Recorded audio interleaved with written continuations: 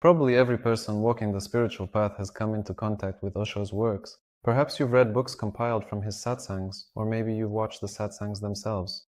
For example, I started meditating after reading a small book by Osho. It's simply called Meditation. And most likely, just like me, you read and read and read, watch satsangs, and still didn't fully understand what it's all about, what exactly you need to do. In this video, I want to draw your attention to the story of Osho's enlightenment. For example, I only heard about it myself after I had already awakened, so it wasn't particularly relevant to me anymore. This story will be useful for anyone who is engaged in spiritual development or meditation in any way, because it will give you a more complete understanding of the experience of awakening and the path to that experience. Let's begin. I will read out certain passages and provide my own commentary. The last year I lived at home, when I turned 21, became a period of emotional breakdowns and spiritual breakthroughs. Of course, everyone who loved me, my parents, friends, and even my teachers, partially understood what was happening to me. But why was I so different from the other kids? Why did I spend hours sitting with my eyes closed? Why would I sit by the river at night and gaze at the starry sky? Naturally, those who don't understand such things, and honestly I don't really need them to, thought I was crazy. At home, I was almost invisible from my parents. Gradually, people stopped asking me about anything. Everyone acted as if I wasn't even there. And I liked it that way. That was how I was turning into nothingness, into emptiness, into a complete absence of anything. Here, I want to draw your attention to the fact that a person who stands on the threshold of awakening wants to be left alone. And it's not that I was offended by everyone or disappointed in life. No, he sits, immerses himself in emptiness, and nothing interests him. He doesn't argue with anyone, nothing interests him. He just wants to stay in silence for as long as possible, to remain in the moment, to dissolve into emptiness. That is the only desire left. Because many people, even possibly under this video, will argue about something, but if you truly want to experience this, there is only one thing that interests you: how to step fully into the emptiness and dissolve everything there to free yourself from the personality.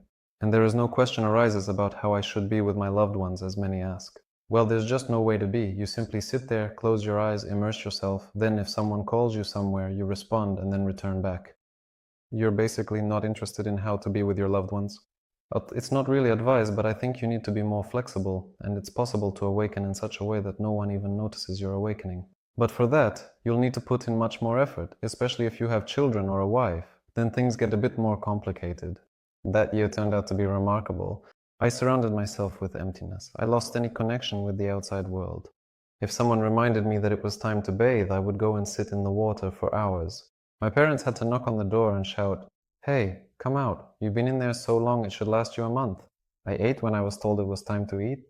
If no one reminded me, I could go several days in a row without eating. No, I wasn't fasting. I wasn't thinking about observing fast, so I just wanted one thing: to go as deep into myself as possible. The gates pulled me in like a magnet. This force was irresistible. I was being sucked in, like into a black hole. Here, I wanted to mention the black hole. That is, when a person is ready, they no longer need effort, no longer need concentration. Well, as far as I know, Osho meditated before this, and apparently, by the age of 21, he was ready. In other words, it was no longer required here. No special effort was needed. On the contrary, you feel pulled in, you want to turn your attention inward. This is probably the difference between someone who is ready and someone who looks at the enlightened and thinks, "I need enlightenment too." But there is not yet an inner readiness. This doesn't mean that you shouldn't do anything. It means you need to become more flexible, find your own approach, and mature faster. That year, incredible forces were pulling me away, further and further from people. I became so detached from the world that sometimes I didn't recognize my own family, my father and mother. At times, I would even forget my own name. I tried with all my might to remember my name, but nothing worked. Naturally, that year, everyone finally became convinced that I had gone mad. But for me, this madness was meditation. And at the very peak of insanity, the gates finally opened. Many people who are close to awakening complain about memory problems. At this stage, I myself would periodically forget my age, my name, and then, in fact, these identifications simply fell away because, well, it's just a body. What difference does it make? It's kind of like when you're on vacation. When you're working, you need to remember what day it is. But when you're on vacation, you're relaxing, and it basically doesn't matter to you, whether it's Tuesday, Thursday, or Sunday. All the information about yourself, your age, your name, and so on, these are all social data that at some point you just don't want to carry around in your head. And really, it's unclear why you even need them. Then Osho says that his parents took him to doctors, some of them prescribed him pills, and he took them just so they would leave him alone. And here he talks about the fact that he didn't have a teacher. All religions insist that before venturing into the world beyond the mind, you must find yourself a teacher. He will be there for you, he will help and support you. Your world will begin to fall apart, but the teacher will encourage you and restore your hope. He will help you understand the new. That's why you need a teacher. He helps you grasp what cannot be understood by the mind. He helps express what cannot be put into words, to reveal the invisible. He is always there. He finds the means that allow you to continue on your path, otherwise you might get scared and stray from the road. But remember, there is nowhere to run. If you stray from the path and rush into the thicket, you will be overtaken by true obsession. Sufis call such people masta, and in India they are known as paramahansas. You can't go back because there is nothing left there. It's also impossible to move forward. There is darkness all around. You are lost. That is why Buddha said, "Happy is the one who has found a teacher." Here I think everything is basically clear. I usually compare the path to awakening to learning, for example, a foreign language. That is, it's much easier to go to someone who understands this and ask them. But on the path to awakening, of course, everything is more complicated, because here the psyche is involved, and here you see that he didn't recognize his parents. He ate poorly, and if, for example, he hadn't had parents, it's unclear how he would have lived at all. In some video, Osho said that out of 10 people who attain enlightenment, only 1 survives. All of this again depends on the flexibility of the mind. Well, Osho actually talked about this. If the mind is not flexible, if there's no one to ask, you might spend a whole year on a single realization. That is, you could spend a year of your life figuring out through trial and error that, in order not to lose your memory, you need to add certain concentrations. And just imagine how fast you would be progressing even after awakening. Essentially, what he is talking about, for many people, this comes after awakening. He had clearly already had some experiences of unity here, but in samadhi, and in modern society, we cling to these experiences. And we think, well, I don't live in that state, but I did have such an experience. But Osho doesn't even consider this as some kind of experience. You felt something somewhere, but it's not fully clear. Let's move on. For a whole year, I was in such a state that no one could predict how it would turn out. For a whole year, I lived in such a way that it was very difficult just to keep myself alive. Even the simplest things were extremely hard for me because I completely lost my appetite. Days would go by, and I didn't want to eat at all. Days would go by, and I would even forget to drink water. I forced myself to eat and drink. My body became so numb that I would pinch myself just to make sure I was still here. I would bang my head against the wall, trying to figure out if I still had a head. Only pain could briefly bring back the sensation of having a body. In the mornings and evenings, I would go running. I would run 5 to 8 miles at a stretch. Everyone thought I had lost my mind. Why run so much? 16 miles a day, but I did it only to feel myself, to feel that I still exist so I wouldn't lose touch with myself. I was just waiting for my eyes to get used to the new thing that was emerging inside me. When I first started posting videos on YouTube, it seemed to me that it was very important to talk about hitting rock bottom. Many people don't believe me and think that I'm describing some kind of strange state, that I've also lost my mind, that I've gone crazy, that there's something wrong with my psyche. Well, here you go. Osho's telling you the exact same thing. So, at the stage of hitting rock bottom, if you really hit rock bottom, when you let go of absolutely everything, including your body, you don't want to eat or drink at all. I experienced that too. I would simply forget that I needed to drink. Then I'd think, wait, stop, I do need water, my body needs it. And I started drinking just because I had to. When I started having health problems myself, I began to think about the need to eat properly, to drink enough water, to go for walks, and to do everything else a person should do to stay healthy. Well, Osho apparently had better health than I do, and he lived in a different era. Society was different then, and he could allow himself more. And what he describes is even much deeper and more detached than what I was talking about. Well, in part, I don't say everything so as not to scare people. Although, overall, if you look at how many people practice, I think there's really no such danger there. Meditate for half an hour a day, but what kind of detachment is that? What kind of forgetting to eat? So, I think this doesn't really threaten anyone in particular. I also want to draw your attention to one point here. There are people who are on the threshold of this complete letting go. And they ask me, well, are you satisfied with life? When I take a step in that direction, it seems to me that there's nothing there at all. There's no pleasure, no joy at all. That is, if I am sitting in unity, I feel good. But when I let go of absolutely everything, I just start to feel uneasy. And the person asks, will this pass later? So, will there be some kind of life afterwards? Will something start? And look, here's the thing. When I was at this stage, I thought, whatever, because what's the difference? I don't want to go back. I don't want to get lost in the jungle of the mind, trying to figure something out, spinning thoughts about the future that make no sense. It's better for me to go into this unknown than to stay here. So essentially, I accepted this state. It's okay to be carried along. It is what it is. Whatever happens will happen. In the end, it no longer depends on me, or at least that's how it seemed to me at the time. And from Osho's words, we see that he also didn't know where he was headed. There's no teacher, and there's no one to ask what to do. It's unclear. You just forget everything, forget yourself, and dissolve.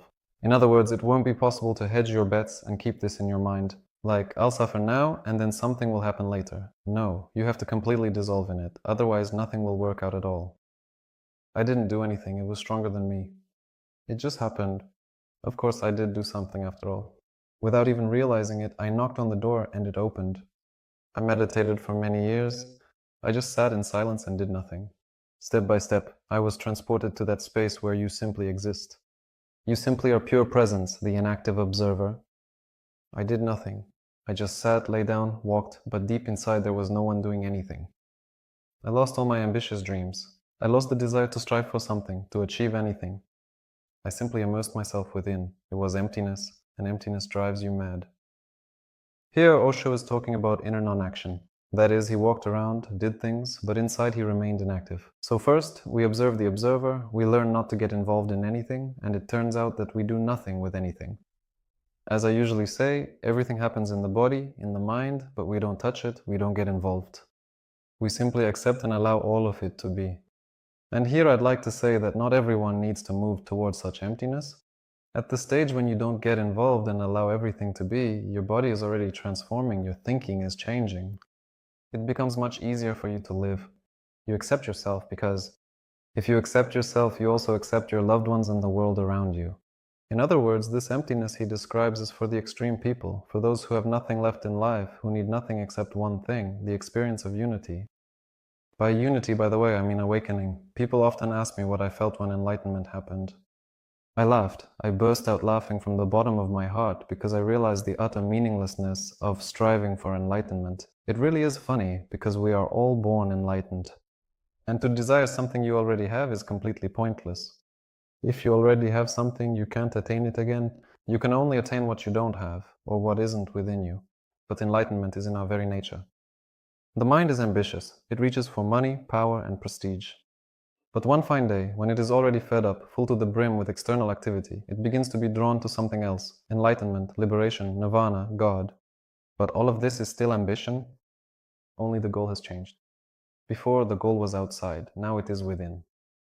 But your attitude, your very approach hasn't changed at all. You remain the same person with the same habits. Well, here too is a useful topic, one in which many people are mistaken. Whether your goals are spiritual or financial, or you want to find love or something else, there is no difference. You have a goal. That is, you are not sincerely from the heart, simply relaxed and present. You want to achieve something, to possess something. And it is precisely this habit, this striving, that prevents you from feeling what is already there. In fact, there is no one inside. We simply focus because we want something. We have desire, and one desire replaces another. As long as this continues, we won't be able to let go of it all and simply be, and essentially ultimately experience samadhi. When I talk about the day I attained enlightenment, I'm actually speaking incorrectly because there are no other words in our language to describe it. After all, this language was invented by humans. It contains words like achievement, acquisition, goal, improvement, development, progress. Language was invented by the unenlightened. Honestly, they wouldn't have been able to invent any kind of language, even if they wanted to, because enlightenment happens in silence. How can you express silence? With words, no matter how hard you try, something will always come out wrong. Many people here are also puzzled, asking, who is speaking if you do not exist? And how do you interact? How do you share with other people if you remain silent? So how does it turn out to awkwardly talk about your own experience? How does it happen that you awkwardly try to convey what you feel from a person? Yes, it would be possible to pass on this feeling like, here, take it, feel it. And with some people, that's exactly how it works. But in most cases, you have to explain it mind to mind, and then the other mind will do something with it on its own. And in this way, we will achieve some kind of result, reach something that doesn't even need to be reached. Everything happened in a state of complete relaxation. That's how it always is. I tried everything possible, and then I saw the futility of any effort and gave up trying. I forgot about my dream. For a whole week, I lived an absolutely ordinary life. The people I was living with were very surprised because for the first time I started living a normal life. Before that, my whole life had been governed by strict discipline. On the seventh day, it happened, all by itself, without any reason.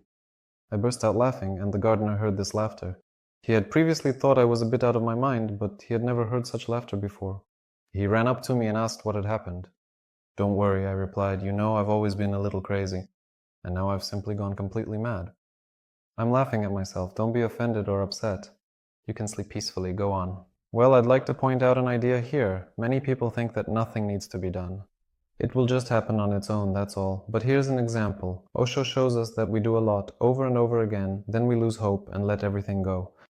It's precisely in this contrast, when we've been going, and it didn't work out, and then we're like, that's it, to hell with it all. We throw up our hands, and then things start to work out for us. But if you had given up at the very beginning of the journey, absolutely nothing would have changed.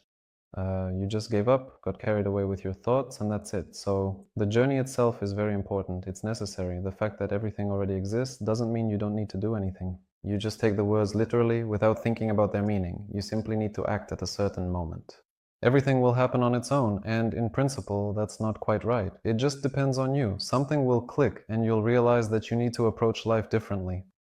Then he says that you need to understand your desire, not reject it. You need direct perception and immediate penetration into the essence of things. But on that day, all his desires disappeared, and hope was gone. There was nothing left to hope for. People who are into all sorts of astrology, listen, this really gets in the way. If you want something from life but don't trust it, you'll never be able to achieve anything that way. If you don't believe me, then perhaps Osho will be more authoritative for you, and you'll believe him. That whole day turned out to be strange, overwhelming, deafening. The past was disappearing as if it had never existed, as if I had just read about it somewhere. It was becoming like an old dream or a story I once heard about someone else's life. I was parting with the past, breaking ties with my own history. I was forgetting my autobiography, becoming someone non-existent, someone whom the Buddha calls anatta. The boundaries disappeared, all distinctions vanished.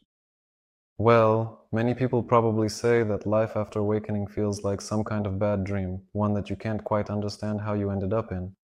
All week I had been going to bed at midnight, but that day I just couldn't stay up that late. My eyes were closing, I could barely keep them open. Something was approaching, something was bound to happen. It's hard to say exactly what. Maybe I was simply dying, but there was no fear. I was ready for anything. The past 7 days had been so wonderful that I was even ready to die. I didn't want anything anymore. I spent the whole week in complete bliss. I was so happy that I would have gladly accepted even death. I fell asleep around 8 o'clock, but it wasn't enough. It feels like a dream. Now I understand what Patanjali means. He is the author of well-known scriptures, which I also mention sometimes. The author of yoga. In a sense, you could say that when he says that samadhi resembles sleep, there is only one difference. In samadhi, you are both asleep and awake at the same time, sleeping and not sleeping. The body is relaxed, every cell in your body is asleep, but within you burns a flame of awareness, clear and without any smoke. You are alert yet relaxed, not tense, but fully conscious. The body rests in deep sleep, while consciousness rises to the peak of activity. This is how the heights of consciousness and the depths of bodily rest come together.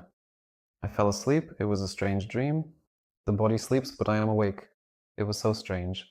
It was as if you were torn in two, stretched in opposite directions, scattered across 2 dimensions. But both poles were so heightened, as if I was both of them at the same time. Positive and negative, sleep and wakefulness, life and death merged into one. It was that moment when the creator and the created become one. This state was supernatural. The first time, it shakes you to the very depths of your soul. After this experience, you can never be the same again. It brings completely new perspectives on life, making you a different person altogether. Around midnight, my eyes opened on their own. In any case, I made no effort to do so. Something disturbed my sleep. I sensed some presence next to me in my room. Some people call this experience a presence when you can't even recognize yourself. It's similar to a childhood fear, when you're afraid of the dark and can't recognize yourself. Not myself as a body, of course, that's what I mean. My little room was tiny, but I felt the pulse of life everywhere around me, powerful vibrations.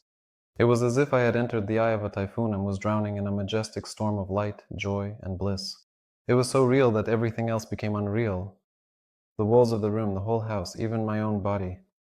Everything became unreal because only now was I seeing true reality for the first time. Here, yes, for those people who take things literally, like you became one with the entire physical world, the material world, so you can control it. Your perception simply changes. You look at this world in a completely different way. You don't perceive the material world, let's say, but rather the inner one, which has no dimensions, meaning it is boundless. But there is also awakening, and compared to the reality of this awakening, the familiar reality becomes unreal. I had a strong urge to rush out of the room, to run out under the open sky. I was suffocating. There was just too much of everything. I was perishing. It seemed to me that if I stayed here even for a second, this reality would suffocate me. I dashed out of the house and ran into the yard. I just wanted to be under the open sky, to see the stars, the trees, and the earth. To be free. As soon as I stepped outside, the suffocation immediately disappeared. My little room was far too small for such a majestic event. Even the starry sky is too cramped a roof for such an event. It is greater than the sky. Even the sky is not the limit. But still, I felt better. Remember, from that day on, I was never truly in my body again. Only the thinnest thread connects me to my body now. And I am constantly surprised that the whole, for some reason, wants me to stay here. But I am no longer here of my own accord, not by my own will. So next he talks about a mirage, again about illusion. You have surrounded yourself with possessions, and this dream will go on until you wake up. Well, probably, yes. Awakening? That's why it's called that. Because it's as if you're coming out of an illusion, out of the illusion of perception. That is when you narrow yourself down to a single idea or goal and remain completely absorbed in it. That night I became empty, and then I was filled. I ceased to exist and became pure being itself. That night I died and was born again. But the one who was born had nothing in common with the one who died. There was no connection at all. Outwardly, I hadn't changed, but there was nothing in common between my former self and my new self. The one who perishes, perishes completely. Nothing remains of him. That's the story. I hope you enjoyed it. If you like this kind of analysis, you can mention it in the comments. Let me know what else you would like me to read and share my thoughts on. Don't forget to subscribe to the channel so you don't miss the next videos. Bye, everyone.